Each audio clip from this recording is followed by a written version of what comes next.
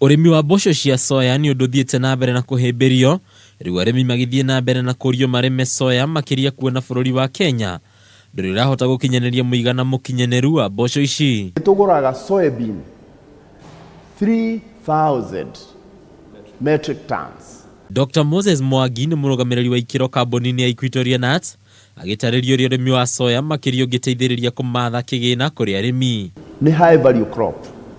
Kilo amwe ni tuguragwo na ciringi 50 na ithatu nginya 55 per kilo.